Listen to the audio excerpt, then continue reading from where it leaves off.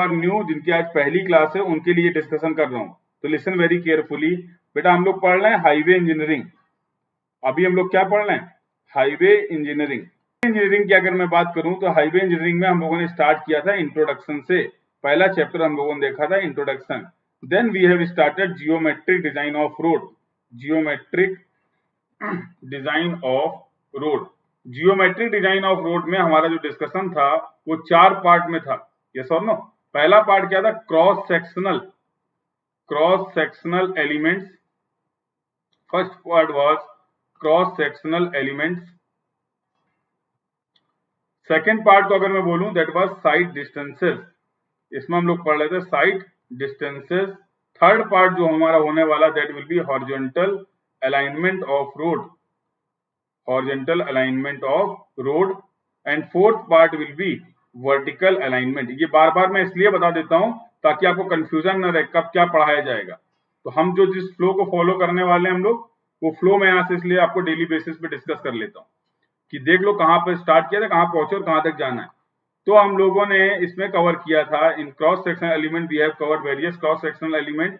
In side distances we have covered SHD, we have covered OSD, we have covered IHD and we have also covered HSD. इन चारों का discussion हम लोगों ने किया।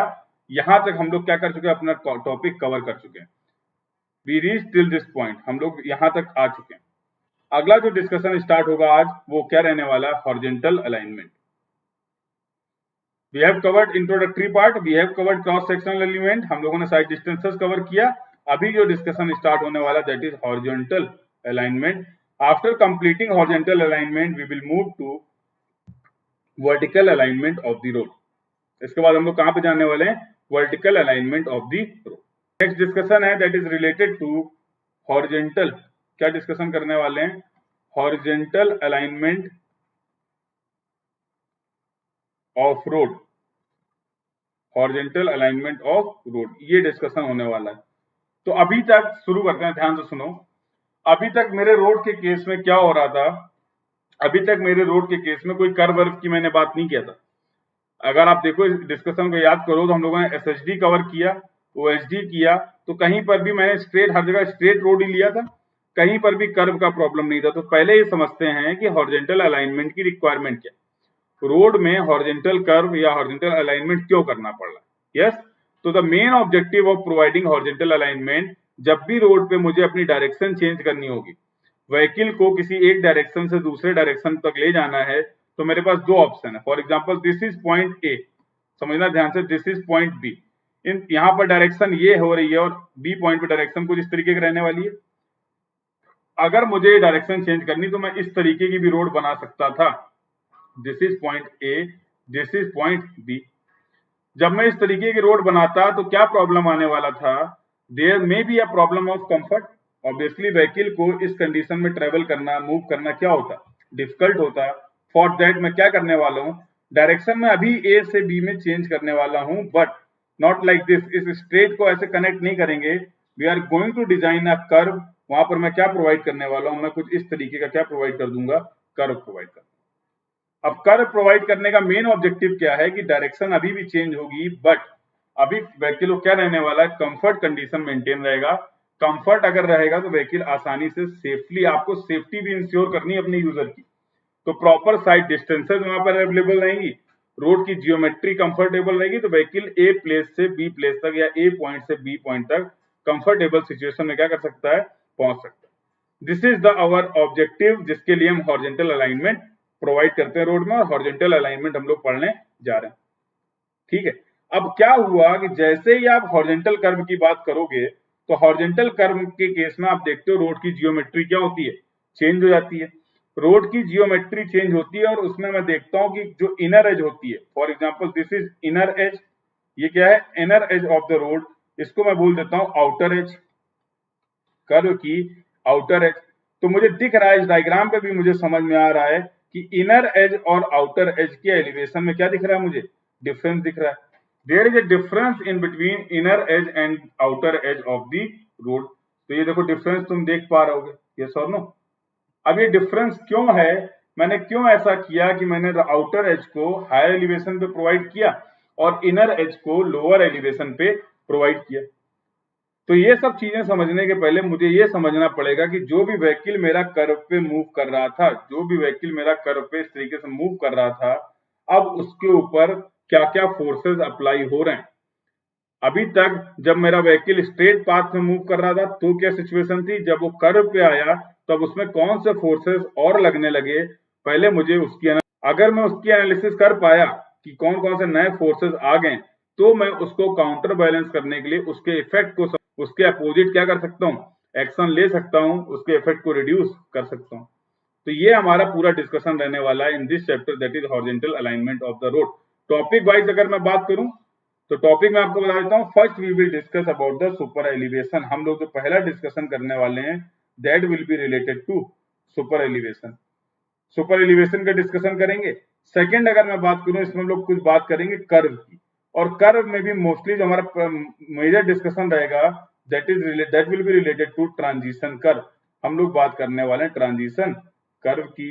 We will discuss, हम लोग डिस्कस करेंगे एक्स्ट्रा वाइडनिंग क्या होता है। तो ये टॉपिक हमारे मेजर रहने वाले इस चैप्टर का पार्ट, इस टॉपिक का part horizontal alignment of the. Clear?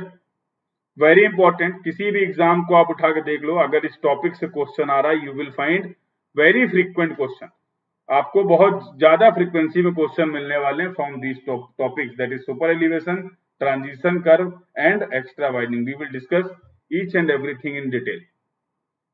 We will try to cover each and everything in detail. तो अभी कुछ ऑब्जेक्ट को समझ में आया क्या करने वाले हैं? अभी तक ये समझ में आया कि क्या डिस्कशन रहने वाला है, प्रॉब्लम क्या रहेगी, then we will try to find out the solution. First understand the problem. Okay? I hope things are clear to you till now. यहाँ तक की बातें क्लियर है?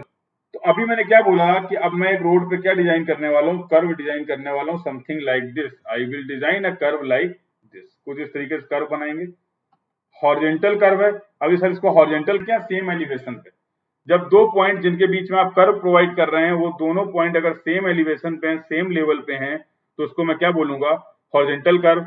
If the points are lying on the different plane, अगर दोनों point अलग अलग plane पे हैं, तो उसको मैं क्या बोलने वाला हूँ, vertical curve, vertical distance, that we will see. तो मैंने क्या बोला कि एक व्हीकल था जो इस तरीके से क्या कर रहा है, मूव कर रहा है। अब इस व्हीकल की मुझे एनालिसिस करनी है कि इस व्हीकल में क्या क्या होने वाला है, कौन कौन से फोर्सेस इसमें काम कर रहे हैं। तो अगर मैं पुराना डिस्कशन करूं, तो अभी जब तक मैं साइड डिस्टेंसेस की बात कर रहा था, तो साइड डिस्टेंसेस का अगर आपको फॉर्मूला याद हो, फॉर एग्जांपल मैं एसएसडी ले लूं, तो एसएसडी का फॉर्मूला क्या था, v into t r plus v square upon 2gf। ये फॉर्मूला आपने पढ़ा है। और वहां पर जो मैंने f देखा था, दैट वाज लॉन्गिट्यूडनल, क्या था ये, लॉन्गिट्यूडनल फ्रिक्शन कॉफिशिएंट। वहां पर जो f था वो क्या था, लॉन्गिट्यूडनल फ्रिक्शन कॉफिशिएंट। क्योंकि जो मूवमेंट मेरा हो रहा था रोड पे, वो लॉन्गिट्यूडनल डायरेक्शन में हो रहा था, यस और नो। तो जो मेरे को फ्रिक्शन मोबिलाइज हुआ था, जो फ्रिक्शन निकाल रहा था मैं, उसके लिए मैंने लॉन्गिट्यूडनल फ्रिक्शन कॉफिशिएंट की बात की थी। और अगर मैं आईआरसी के रिकमेंडेशन की बात करूं, तो आईआरसी ने मुझे क्या रिकमेंड कर रखा था कि the value of F is from 0.35 to 0.40। ये मेरी जो एफ की वैल्यू थी लॉन्गिट्यूडनल फ्रिक्शन की, वो 0.35 से 0.4 थी। किस कंडीशन पे, on the worst condition. Worst condition क्या थी, tyre was old, tyre worn out, plus आपकी पेवमेंट वेट थी। और अभी क्या था, थर्ड कंडीशन क्या थी, ब्रेकिंग एफिशिएंसी 50% थी। मैंने कहीं पे भी लेटरल डायरेक्शन में, लेटरल मतलब रोड की इस डायरेक्शन में, व्हीकल मेरा लेटरली भी तो मूव कर सकता है, ये व्हीकल इधर भी जा सकता है और ये व्हीकल इधर भी जा सकता है। अगर कोई फोर्स होगा जिसका नेचर इस लेटरल डायरेक्शन में व्हीकल को मूव कराने का होगा, तो my vehicle can also move in lateral direction. अभी तक जो हमने डिस्कशन किया था वो क्या था, लॉन्गिट्यूडनल डायरेक्शन में था। तो एक चीज तो मुझे समझ में आ रही है कि अभी एक नया डिस्कशन आने वाला है, that will be related to lateral coefficient friction, lateral friction coefficient. इसका भी डिस्कशन हम लोग अभी क्या करने वाले हैं, तो इसका कुछ बेसिक मैंने देख रखा था कि अगर मैं आई हूं तो इसकी वैल्यू जो रिकमेंड की गई थी दैट इज 0.15।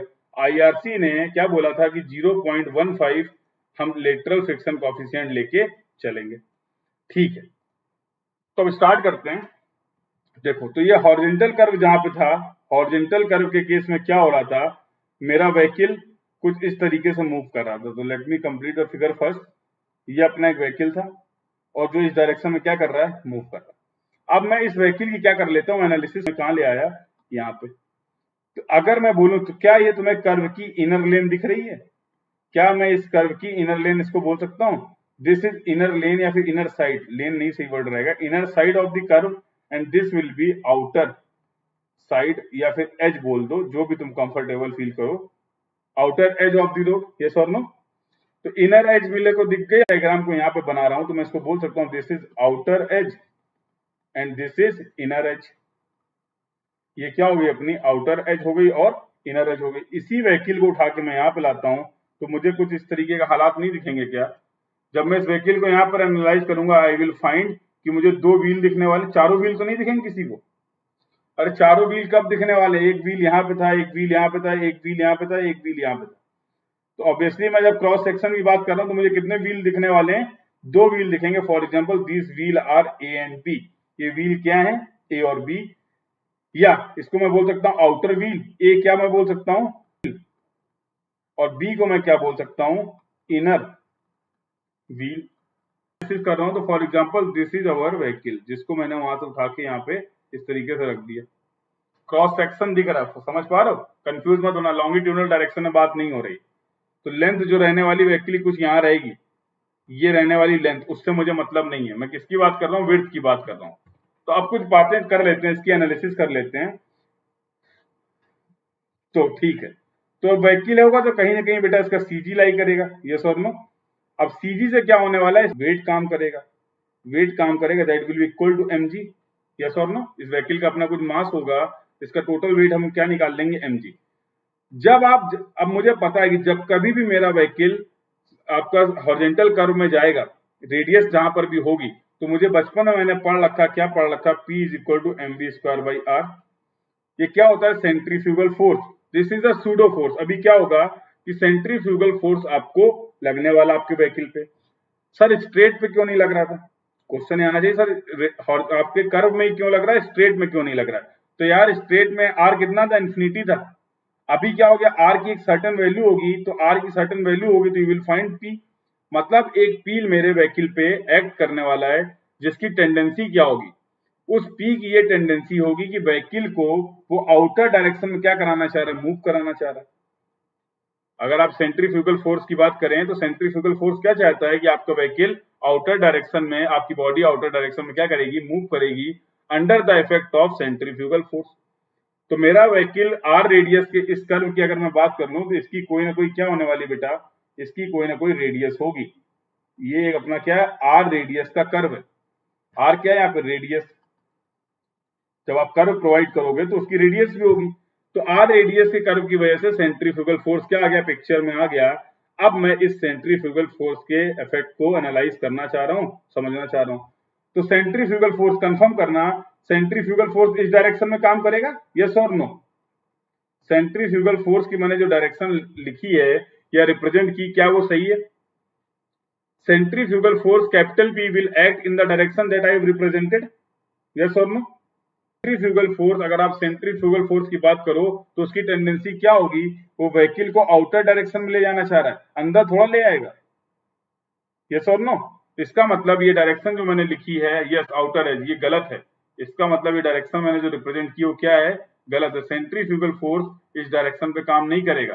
सेंट्रीफ्यूगल फोर्स की डायरेक्शन क्या रहने वाली है, this will be the direction of centrifugal force, yes और नो। तो आउटर एज की तरफ व्हीकल को, अब तुम्हें नहीं लग रहा है कि अगर ये फोर्स काम कर रहा है, अगर ये फोर्स P इस डायरेक्शन में काम कर रहा है तो अपने साथ इस व्हीकल को वो इस डायरेक्शन में मूव कराना चाहेगा, यस और नो।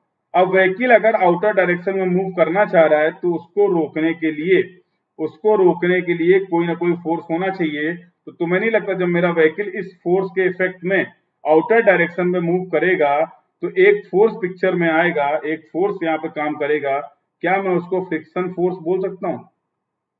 क्या मैं उसको फ्रिक्शन फोर्स बोल सकता हूँ, यस और नो। अगर व्हीकल का डायरेक्शन मूवमेंट इस डायरेक्शन पे होने वाला है इनर एज की तरफ, तो फ्रिक्शन फोर्स जो काम करेगा वो आउटर एज की काम करेगा। फ्रिक्शन फोर्स हमेशा अपोजिट डायरेक्शन में वर्क करता है। तो अगर सेंट्रीफ्यूगल फोर्स की वजह से व्हीकल आउटर लेन की तरफ या आउटर एज की तरफ मूव करना चाह रहा है तो उसको रोकने के लिए एक फोर्स काम कर रहा है, उसको मैंने क्या बोला, फ्रिक्शन फोर्स। यस और नो? क्या मैं इस फ्रिक्शन फोर्स की वैल्यू निकाल सकता हूं? हाँ, निकाल सकता हूं। Friction force is equal to क्या होता है, फ्रिक्शन का coefficient into normal reaction. Friction का कोफिशिएंट इनटू नॉर्मल रिएक्शन, ये फ्रिक्शन फोर्स काम करने वाला है। P कितना होगा, P इतना होगा। P कितना लगने वाला है, mv²/r। r मुझे पता है कितने रेडियस का कर्व है, मास मुझे व्हीकल का पता होगा, स्पीड मुझे पता होगा, तो मैं P निकाल सकता हूं। और उस P को बैलेंस करने के लिए अभी पिक्चर में कौन आ गया, फ्रिक्शन फोर्स आ चुका है। यस और no? Let us assume the height of the CG. क्या अज्यूम कर लेते हैं कि जो सीजी व्हीकल का था उसकी जो हाइट है रोड सरफेस से वो क्या है, small h। The height of the CG of the vehicle from the road surface is small h। एक चीज और अज्यूम कर लेते हैं, फॉर एग्जांपल जो व्हील मैंने लिखे हैं ए और बी, इनके बीच की जो डिस्टेंस है that is small b, that is small b। तो अगर मैं डायग्राम से रिलेट करूं तो ये जो आपको दिख रहा है ये डिस्टेंस मैं बोल रहा हूं स्मॉल b, दो व्हीकल के बीच की डिस्टेंस, और जो इसकी सीजी है उसको मैं क्या बोल रहा हूं, स्मॉल h। ये डायग्राम मैंने वहां पर रिप्रेजेंट किया है। तो व्हीकल में फोर्सेस की क्या कर रहे हैं अपन, एनालिसिस कर रहे हैं। Clear? I hope things are clear. बोलो, यहां तक की बातें क्लियर है?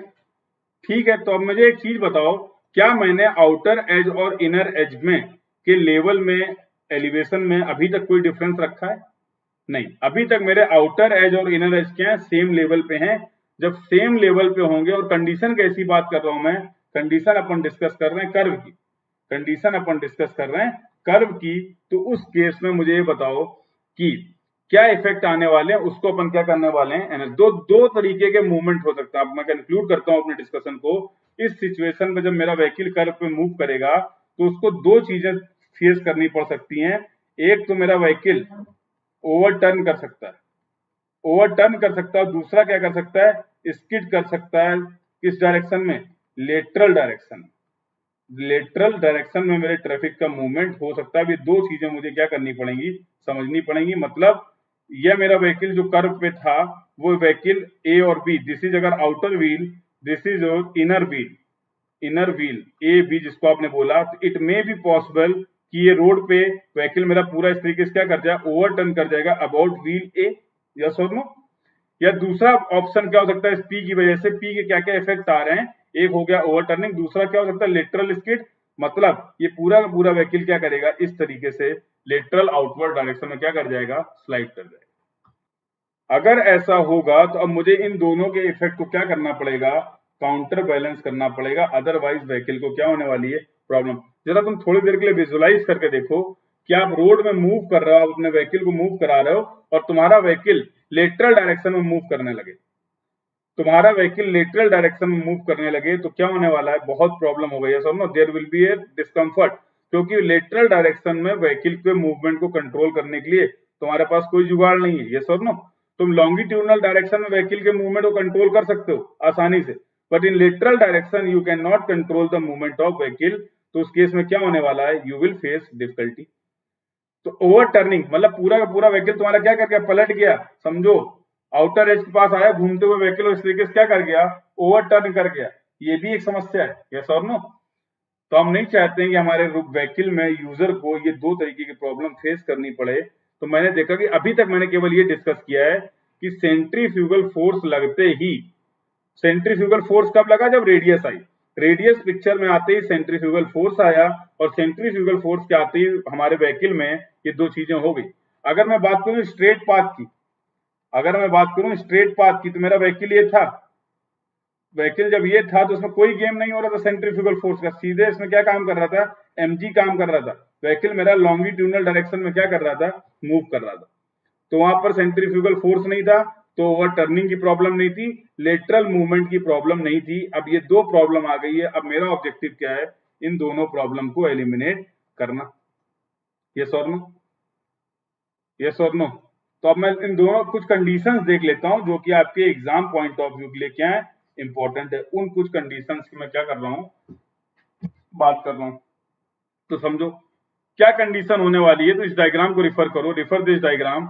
ये डायग्राम ध्यान से समझना, ये डायग्राम जो मैंने एक्सप्लेन किया है, इसी डायग्राम की हेल्प से अपन क्या करने वाले हैं, कंडीशन, चलो मैं यहीं पे कर देता हूँ, ये डायग्राम यहाँ रख लेते हैं, हाँ ये सही रहेगा, दैट विल बी बेस्ट। तो कंडीशंस की मैं अगर बात करूं तो क्या क्या कंडीशन होने वाली हैं, देखो। तो पहली कंडीशन मैं देखता हूं ओवर टर्निंग। ओवर टर्निंग क्या होगा, ओवर टर्निंग के टाइम पे क्या होने वाला है, पहले इसको समझ लेते हैं। तो देखो ऐसे कौन कौन से फोर्स हैं, समझो ध्यान से, ऐसे कौन कौन से फोर्स हैं इस पूरी बॉडी में जो व्हीकल को क्या करना चाह रहे हैं, ऐसे कौन कौन से फोर्स हैं जो व्हीकल को ओवरटर्न कराना चाह रहे हैं, ऐसे कौन कौन से फोर्स हैं जो व्हीकल को क्या कराना चाह रहे हैं, ओवरटर्न कराना चाह रहे हैं। दूसरा मैं देखूंगा ऐसे कौन कौन से फोर्स हैं जो व्हीकल को स्टेबिलिटी प्रोवाइड कर रहे हैं। सी, तो मैं क्या लिख सकता हूं कि ये जो पी फोर्स आपको दिख रहा है, तो देखो जब भी कभी व्हीकल ओवरटर्न करेगा, तो मुझे अब तक ये समझ में आ गया कि मेरा व्हीकल जब ओवरटर्न करेगा तो व्हील ए क्या अबाउट करेगा, यस और no, at the time of overturning. See for example this is your wheel A, this is your wheel B, तो जब भी ओवरटर्निंग होगी तो मेरा व्हीकल क्या करने वाला, ए के अबाउट ओवरटर्न करने वाला, यस और नो। तो मैं ए पॉइंट पे मूवमेंट देख लेता हूं, ए पॉइंट पे दो तरीके के मूवमेंट देखता हूं मैं, एक ऐसे मूवमेंट जो उसको ओवरटर्न कराना चाह रहे हैं, और दूसरे ऐसे मूवमेंट, ऐसे फोर्स जो उसको क्या कर रहे हैं, स्टेबिलिटी प्रोवाइड कर रहे हैं। तो अगर मैं बात करूं तो मैं क्या कर लेता हूं, taking movement about point A, taking movement about point, या फिर इसको बोल दो तुम व्हील, जो भी तुम्हें अच्छा लगे, व्हील ए, क्योंकि ओवरटर्निंग व्हील बी के अबाउट नहीं होगी, ओवरटर्निंग हमेशा किस पे होगी, व्हील ए के अबाउट होगी, यस और नो। तो देखो तुम्हें नहीं लग रहा है, उस केस में मैं क्या लिख दूं, anti clockwise movement, anti clockwise movement should B, अगर ऐसा है, यही कंडीशन तो होगा, देख लेते हैं दोनों को, एंटी क्लॉकवाइज मूवमेंट या फिर क्लॉकवाइज मूवमेंट। तो अगर ये दोनों बराबर हो गए तो मेरा व्हीकल ओवरटर्न नहीं करेगा, यस और नो। टर्निंग ना हो तो उसके लिए, ओवर टर्निंग ना हो इसके लिए क्या होना चाहिए, उसके लिए क्या होना चाहिए, एंटी क्लॉकवाइज मूवमेंट जो है वो क्लॉकवाइज मूवमेंट के क्या हो, बराबर हो। इसको बोल सकते हैं डिस्टर्बिंग मूवमेंट, जो तुम्हारी इच्छा है वो कर लो, कोई दिक्कत नहीं, कंसेप्ट समझो, इसको तुम बोल दो डिस्टर्बिंग मूवमेंट। ये ऐसे मूवमेंट जो है जो व्हीकल को क्या करना चाह रहे हैं, डिस्टर्ब करना चाह रहे हैं, और ये व्हीकल क्या है, जो आपको स्टेबिलिटी प्रोवाइड कर रहे हैं। तो जब कभी भी जीवन में आप आरसीसी पढ़ोगे तो आप वहां पे पढ़ने वाले एक टॉपिक रिटेनिंग वॉल, और रिटेनिंग वॉल में भी तुम यही दो कंडीशन चेक करते हो। रिटेनिंग वॉल के फेलियर के दो कंडीशन होती है, एक होती है ओवरटर्निंग और दूसरी क्या होती है, लेटरल स्लाइडिंग, स्किडिंग बोलते हैं। तो उस केस में भी हम ये दो कंडीशन चेक करेंगे, तो ये कंसेप्ट वहां पे भी लग जाएगा आपका। तो क्या करने वाले हैं, अब मैं देख लेता हूं एंटी क्लॉकवाइज मूवमेंट क्या है। तो सी, ये पी मुझे एंटी क्लॉकवाइज घुमाना चाह रहा था, जो ए के अबाउट मुझे क्या करेगा, ओवरटर्न कराएगा। तो पी तो फोर्स हो गया, ए के अबाउट ले रहा है, तो ए से क्या लेनी पड़ेगी, परपेंडिकुलर डिस्टेंस, यस और नो। मूवमेंट क्या होता है, फोर्स इनटू परपेंडिकुलर डिस्टेंस। तो परपेंडिकुलर डिस्टेंस की अगर मैं बात करूं तो वो डिस्टेंस कितनी है, एच है। पी फोर्स की ए पॉइंट से परपेंडिकुलर डिस्टेंस कितना है, दैट इज स्मॉल एच। तो ये हो गया आपका disturbing movement should be equal to clockwise movement, या ऐसा मूवमेंट जो मुझे स्टेबिलिटी दे रहा है, तो सिर्फ एक दिख रहा है मुझे, दैट इज डब्ल्यू इंटू, ये फोर्स डब्ल्यू है, इसकी डायरेक्शन एंटी क्लॉकवाइज रहेगी, इसकी डायरेक्शन क्या रहेगी, क्लॉकवाइज। अगर ये दोनों बराबर हैं तो मेरा व्हीकल ओवरटर्न नहीं करेगा। तो P into H is equal to क्या हो गया, W इंटू, और ये टोटल डिस्टेंस कितनी थी B, तो हाफ डिस्टेंस कितनी हो जाएगी, अरे बोलो यार, हाफ डिस्टेंस कितनी हो जाएगी, B बाई 2, यस और no. Can I write like this,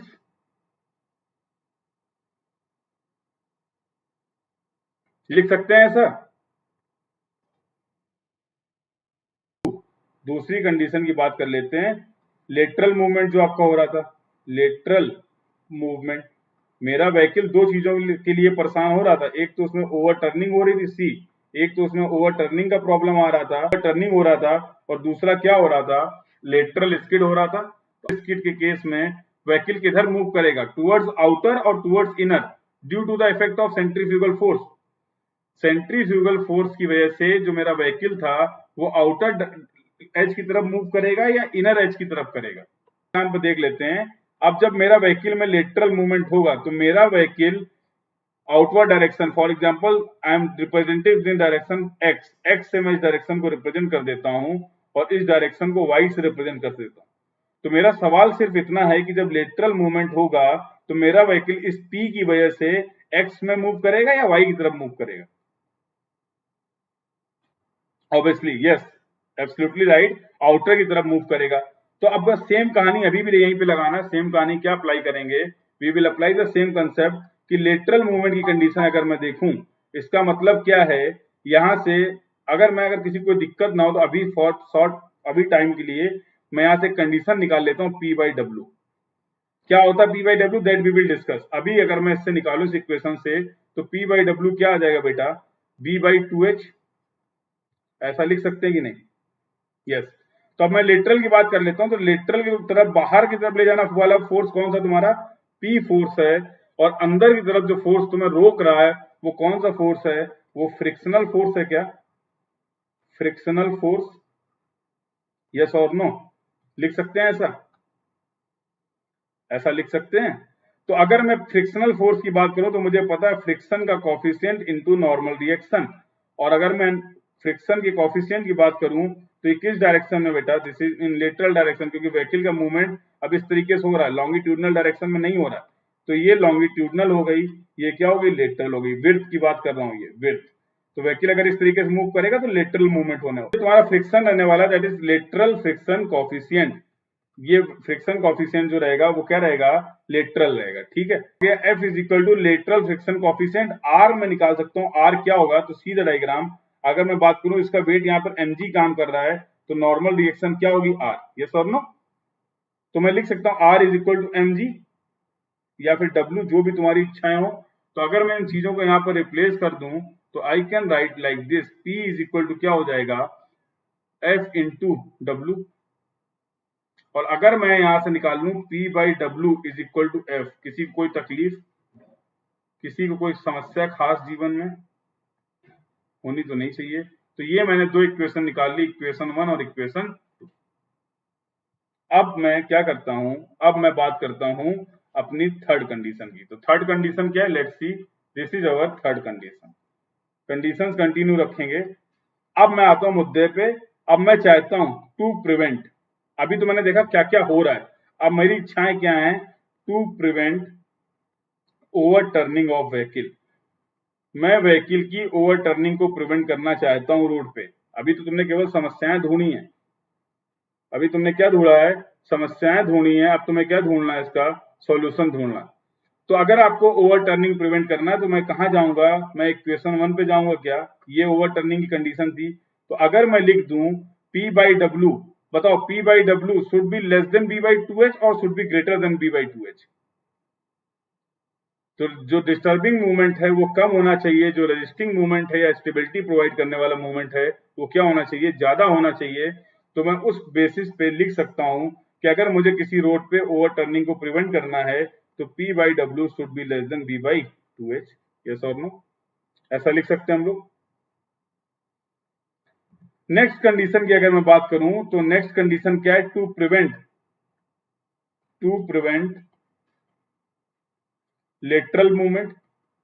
अब आप व्हीकल के लेटरल डायरेक्शन को भी क्या करना चाह रहे हो, प्रिवेंट करना चाह रहे हो, टू प्रिवेंट लेटरल मूवमेंट। तो क्या कंडीशन है, ये कहां से आया, फ्रॉम इक्वेशन 1, ये मैंने लिखा फ्रॉम इक्वेशन 1।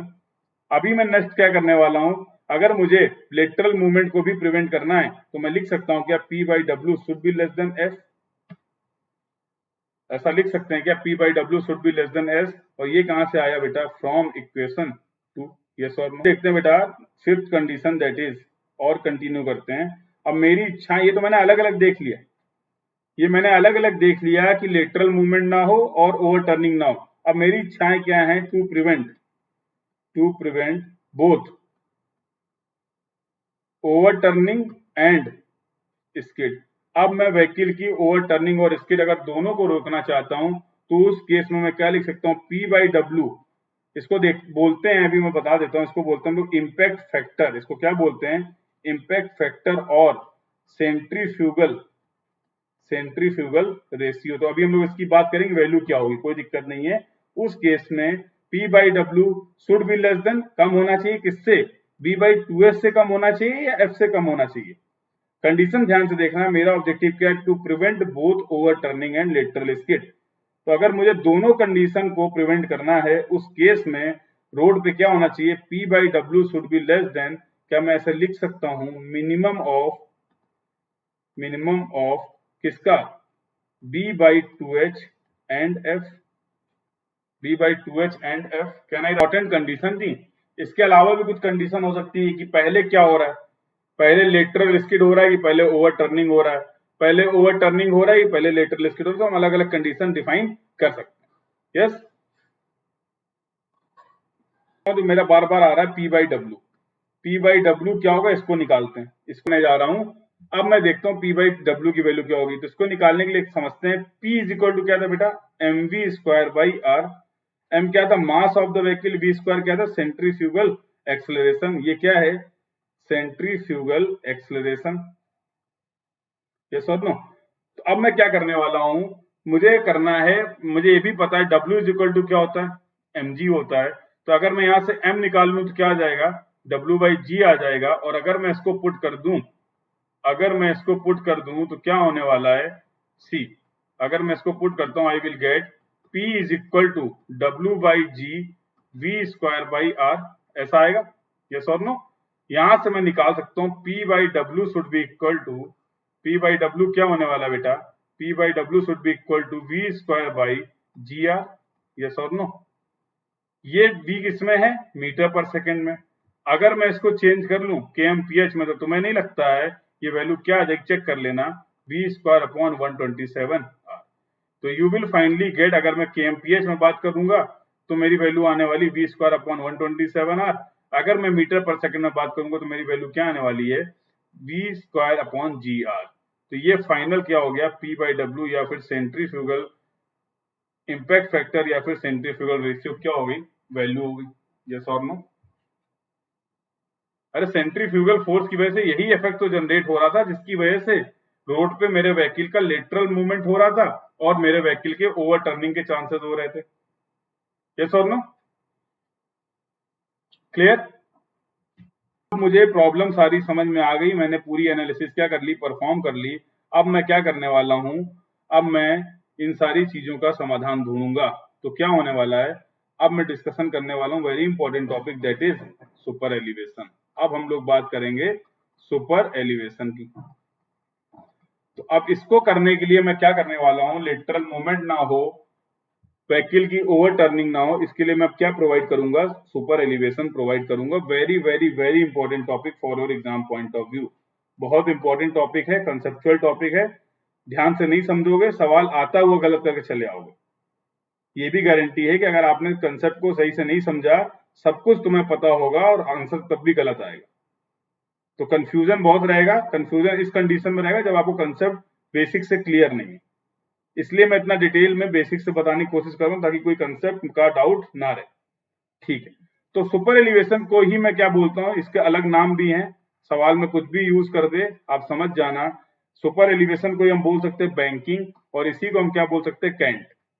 कुछ भी बोल दे, सबका मतलब क्या है, सुपर एलिवेशन। अब सुपर एलिवेशन होता क्या है, इसको समझते हैं।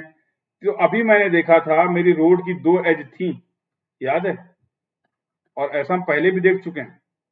एज और क्राउन के बीच में जो स्लोप दिया था उसको क्या बोलते हैं, वी हैव डिस्कस्ड। अगर मैं कोई स्लोप प्रोवाइड कर रहा था एजेस और क्राउन के बीच में, क्राउन क्या था, top most point, highest point on the road, उस पॉइंट को मैंने बोला था क्राउन। तो अगर मैं क्राउन और एज के बीच में जो स्लोप दे रहा था उसको मैंने क्या बोला था, we have discussed in cross sectional element. Cross sectional element में वो टॉपिक हम लोगों ने डिस्कस किया था। क्या है अपनी आउटर एज है फॉर एग्जांपल, और ये क्या है अपनी इनर एज है, क्योंकि अभी हम किसकी बात कर रहे हैं, कर्व की बात कर रहे हैं। यस और नो। अभी हम लोग जो बात कर रहे हैं वो क्या कर रहे हैं, कर्व की बात कर रहे हैं। अब मैं क्या करने वाला हूं सुपर एलिवेशन में, yes camber, very good camber. तो मैं क्या करने वाला हूं, I am not going to provide both edges at the same level.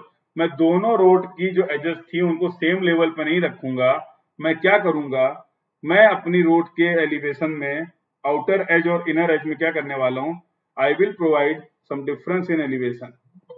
ये हालात है। अब मैंने क्या कर दिया, थीटा, टेन थीटा, जो भी तुम बोल लो, जो तुम्हारी इच्छाएं हो, ये जितना एच बोल दो, इसको ई बोल दो, थीटा बोल दो, टेन थीटा बोल दो, ये मैंने क्या प्रोवाइड कर दिया है। अब मैं आउटर एज इस एलिवेशन पे प्रोवाइड ना करके एक्चुअल में आउटर एज को यहाँ पे प्रोवाइड कर रहा हूँ। व्हाट आई एम डूइंग, मैं आउटर एज को with respect to inner edge at higher elevation क्या कर रहा हूँ, प्रोवाइड कर रहा हूँ। यस और नो। ये चीज तुम यहां से भी क्लियर कर सकते हो, ये देखो यही है सुपर एलिवेशन। कर्व के केस में तुम क्या देख पा रहे हो, कर्व के केस में जो आपकी इनर एज थी और जो आपकी आउटर एज थी उसके एलिवेशन में आपने क्या रखा था, डिफरेंस रखा था, और इसी कंसेप्ट को क्या बोलते हैं, इसी कंसेप्ट को हम लोग बोलने वाले हैं सुपर एलिवेशन। अब इसकी हमें क्या करनी पड़ेगी, एनालिसिस परफॉर्म करनी कि सुपर एलिवेशन क्या होगा, कितना होगा, ये हमारे अगले डिस्कशन का पार्ट रहने वाला है। I hope clear. चलो तो जल्दी से इसको कंप्लीट कर लेते हैं, नहीं तो छूट जाएगा। तो क्या करने वाले हैं, अब मैं इसको सेम एलिवेशन पे नहीं बना रहा हूं, अब मैं बनाऊंगा फॉर एग्जांपल ओ डैश पे। तो ओ डैश, ये ओ था तो ओ पे नहीं बना रहे हैं, ओ डैश पे बना रहे हैं, मतलब एलिवेशन इसका ज्यादा है आउटर एज का और इसका एलिवेशन क्या है, कम है। तो तुम्हें नहीं लगता है कि अगर ये थीटा एंगल में लेके बात कर लूं, थीटा एंगल लेके अगर मैं बात कर लूं, see this, if this is our angle theta, तो तुम्हारा जो भी व्हीकल था अब वो भी कुछ थीटा एंगल पे होगा। जो भी तुम्हारा व्हीकल था अब वो भी किस एंगल पे रहने वाला है, थीटा एंगल पे रहने वाला है, यस और नो। ठीक है, तो अब मुझे फोर्सेस की एनालिसिस करनी है, तो बहुत सारी चीजें मुझे पता है, जैसे ये पॉइंट था सीजी इसका, अगर आपको याद हो, और सीजी के जो रोड सरफेस से हाइट थी वो क्या थी, ये एच हटा देता हूं नहीं तो कंफ्यूज हो जाओगे अननेसेसरी। रोड की जो सीजी की रोड सरफेस से जो हाइट थी वो क्या थी, स्मॉल एच, ये हम लोगों ने बात कर रखा है कि हाइट, सीजी की हाइट मुझे स्मॉल एच क्या थी, पता थी। इन दोनों व्हीकल के बीच के, ये व्हीकल मेरा व्हील ए था और ये व्हील मेरा क्या था, बी था, इसके बीच के डिस्टेंस में मुझे पता थी दैट वाज स्मॉल बी। जितनी चीजें डिस्कस कर रखी है उसको ले लेते हैं। अभी पिक्चर में क्या नया गेम आ गया, थीटा का गेम आ गया, यस और नो। अब इस थीटा की मुझे क्या बात करना है, मुझे क्या करना है थीटा की वजह से। तो यार देखो, ये फोर्स जो तुम्हारा पी था वो पी तो अभी लग ही रहा था इस तरीके से, यस और नो।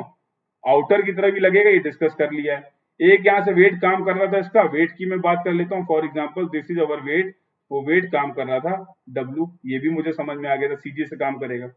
अब मुझे एनालिसिस करनी है, अब मैं क्या चाहता हूं, मैं ये चाहता हूं कि मेरे व्हीकल में ओवर टर्निंग भी रुक जाए और मेरे व्हीकल पे लेटरल स्किड भी रुक जाए, ये दोनों चीजें मैं नहीं कराना चाहता। इसका मतलब क्या है कि ये बॉडी है, ये जो व्हीकल है वो इक्विलिब्रियम में आ जाए।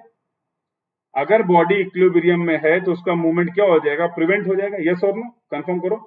ये बॉडी इक्विलिब्रियम में आ जाए तो तुमने सोम में, स्ट्रक्चर में, सब जगह पढ़ रखा होगा कि कोई भी अगर बॉडी इक्विलिब्रियम में है तो वो इन तीन कंडीशन को क्या करना चाहिए, सेटिस्फाई करना चाहिए। कौन कौन सी condition, summation F X is equal to zero, force in X direction should be equal to summation of forces in X direction should be equal to zero. दूसरी कंडीशन मुझे पता, summation F Y is equal to zero and movement about any point is equal to क्या होना चाहिए, zero. अगर कोई body ये तीन कंडीशन को क्या कर रहा है, सेटिस्फाई कर रहा है, तो मैं बोल सकता हूं कि मेरी बॉडी क्या है, इक्विलिब्रियम में। और मेरा ऑब्जेक्टिव ही यही है, थीटा मैं किस बेसिस पे प्रोवाइड कर रहा हूं, कितना स्लोप प्रोवाइड करूंगा, उसी को मैं निकालने की कोशिश कर रहा हूं, ताकि मेरे व्हीकल का ये लेटरल मूवमेंट जो था वो भी रुक जाए और एक अबाउट जो ओवर टर्निंग थी वो भी रुक जाए, ये सॉरी वाला से कंपोनेंट ले लेता हूं। अगर मैं पी के कंपोनेंट ले लूं तो तुम्हें नहीं लगता है if angle, this angle is theta, तो ये एंगल कितना होने वाला है, ये एंगल भी आपका क्या हो जाएगा, थीटा। तो मैं P को हटा के यहाँ पे क्या लिख सकता हूं, ये एंगल, ये फोर्स हो जाएगा अपना P cos थीटा, यस और नो। अब एक कंपोनेंट इसका यहाँ पे भी आएगा इस डायरेक्शन में, समथिंग लाइक दिस, ये एक कंपोनेंट आ जाएगा और इसको मैं बोल दूंगा P sin थीटा, यस और नो। P के मैंने कंपोनेंट ले लिए इन एक्स एंड, अब मेरा एक्स और वाई ये नहीं है, see this is not our X and Y. हम लोग जो एनालिसिस कर रहे हैं वो किस एक्स वाई पे कर रहे हैं, this is our actual X and this is Y at the angle theta. ये एनालिसिस हम लोग परफॉर्म कर रहे हैं। Clear, clear to all. तो P हटा दिया मैंने, P के कंपोनेंट ले लिए, P cos theta and P sin theta. अगर मैं सिमिलरली बात करूं तो ये एंगल क्या होने वाला बेटा, this angle will be also theta.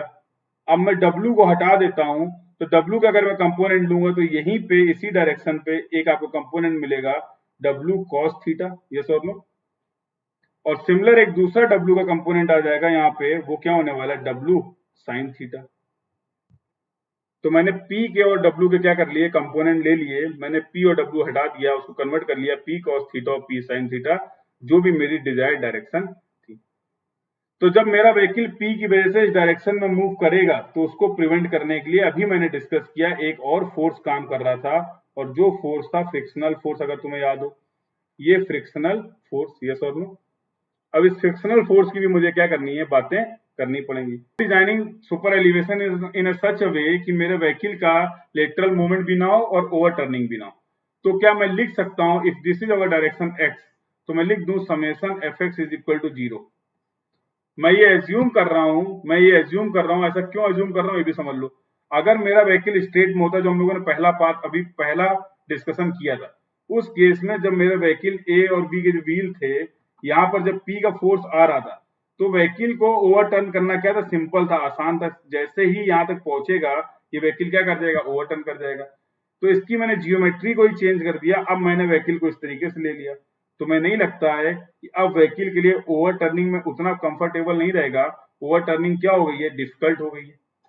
तो थीटा मैंने उसी बेसिस पे डिजाइन किया है जिससे ओवर टर्निंग क्या हो गई, प्रिवेंट हो गई। अब मेरा दूसरा ऑब्जेक्टिव क्या था कि लेटरल मूवमेंट ना हो, तो लेटरल मूवमेंट ना हो उसके लिए मैं क्या कर रहा हूं, summation F X is equal to क्या कर देता हूं, 0 कर देता हूं। तो summation F X is equal to जब मैं 0 करूंगा तो यू कैन राइट, तो मैं क्या लिख सकता हूं, इस डायरेक्शन में माइनस एक्स में जो फोर्सेस लग रहे हैं should be equal two plus x में, यही पढ़ा होगा, या पॉजिटिव निगेटिव जैसे भी आपने पढ़ रखा है, कंसेप्ट सेम रहेगा, उसको अप्लाई करते हैं। तो अगर मैं बात करूं इस डायग्राम में, सी वेरी केयरफुली, इस डायरेक्शन में माइनस एक्स डायरेक्शन में कौन सा फोर्स लग रहा है, that is P cos theta. ये वाला फोर्स है क्या, तो मैं लिख सकता हूं, क्या लिख सकता हूं, see, I can write P cos theta is equal to क्या लिख सकता हूं, एक्स प्लस एक्स डायरेक्शन में फोर्सेस, और वो फोर्सेस मुझे दिख रहे हैं डब्ल्यू साइन थीटा प्लस, ये हो गया डब्ल्यू साइन थीटा, और ये क्या हो गया, फ्रिक्शनल फोर्स। ये मैं एक्स डायरेक्शन में, क्योंकि लेटरल मूवमेंट जो होगा एक्स डायरेक्शन में होगा, व्हीकल जंप नहीं कर जाएगा, यस और नो। तो लेटरल डायरेक्शन में व्हीकल मूव ना करे, क्या उसके लिए ये कंडीशन हो सकती है। बात कर लेता हूं फ्रिक्शन फोर्स की, अब मैं इसी कंडीशन से अपना गेम खत्म कर दूंगा। तो फ्रिक्शन फोर्स को मैं लिख सकता हूं फ्रिक्शन का कोफिशिएंट इनटू नॉर्मल रिएक्शन। और अगर मैं बात करूं नॉर्मल रिएक्शन की, तो इस डायग्राम को देखो, नॉर्मल रिएक्शन मतलब इसकी, ये रिएक्शन की मैं बात कर रहा हूं, see this reaction I am talking, जो प्लेन पे रिएक्शन लगने वाली है। और यहां से मैं देख पा रहा हूं कि जो नॉर्मल रिएक्शन है दैट इज इक्वल टू बेटा W cos theta plus P sin theta. तो यहां से मैं इस चीज को ऐड कर देता हूं, क्या लिख रहा हूं, R is equal to W cos theta plus P sin theta, ऐसा लिख सकते हैं, यस और नो। तो क्या मैं फ्रिक्शन फोर्स निकाल सकता हूं, सी, क्या मैं फ्रिक्शन फोर्स निकाल सकता हूं, यस मैं निकाल सकता हूं। That will be equal to क्या होने वाला, F into W cos theta plus P sin theta.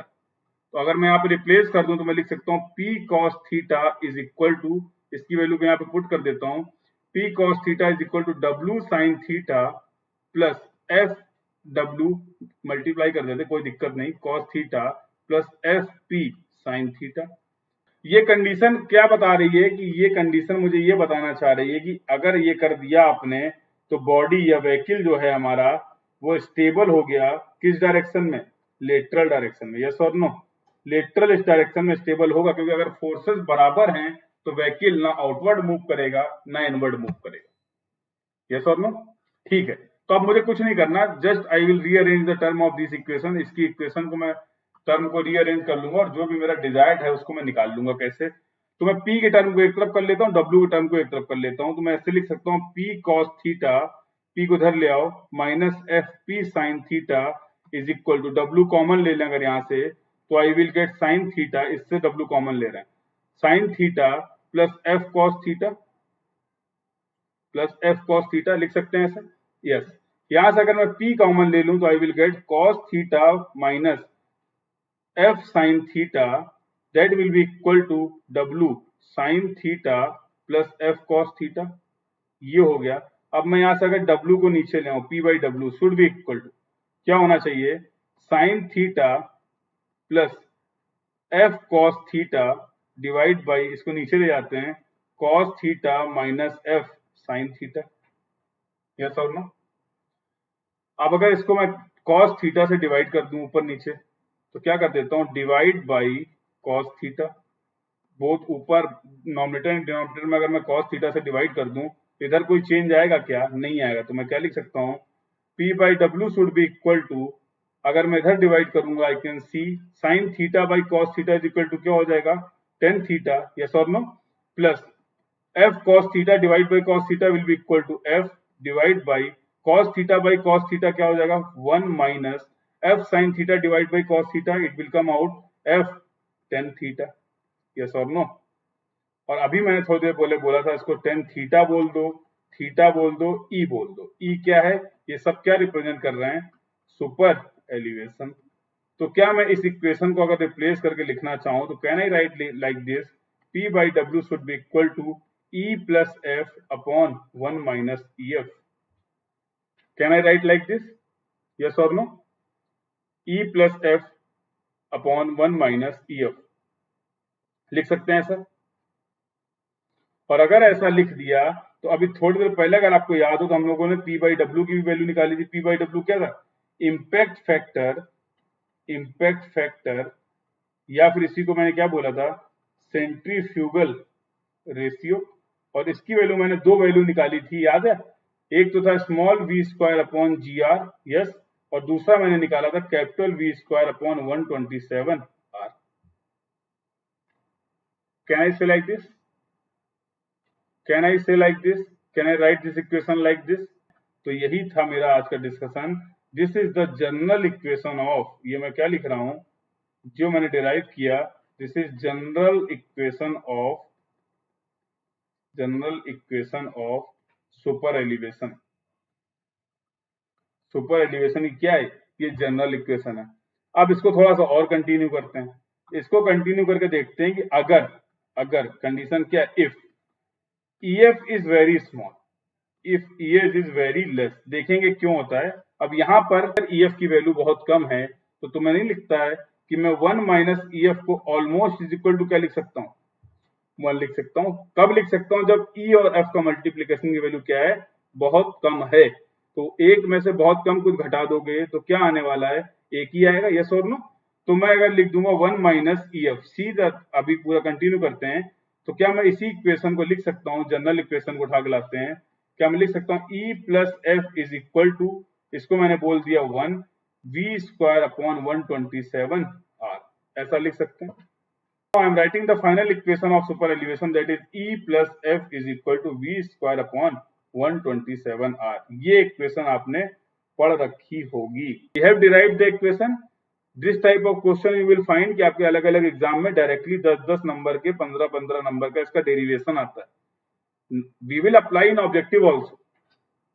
तो आई होप कि अब आपके डाउट क्या होंगे? क्लियर होंगे। अब मिनिमम क्या होगा, मैक्सिमम क्या होगा, that we will see one by one.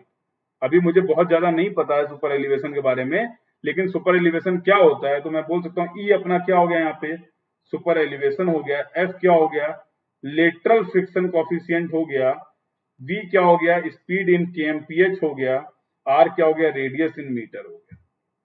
Units का हम लोग ध्यान रख लेंगे जब क्वेश्चन अप्लाई करेंगे। I hope the discussion is clear to all of you till now. हम लोगों ने पूरा डिस्कशन परफॉर्म किया। तो आज मैंने जनरल इक्वेशन निकाल ली, E plus F is equal to V square upon 127 R, या फिर मैं इसी को क्या बोल दूंगा, small v square upon GR। तो कैसे होगा, that we have discussed. Clear to all? Elevation क्या है कि कितना मिनिमम सुपर एलिवेशन देना है, कितना मैक्सिमम सुपर एलिवेशन देखना है, वो हम देखेंगे IRC की गाइडलाइन में।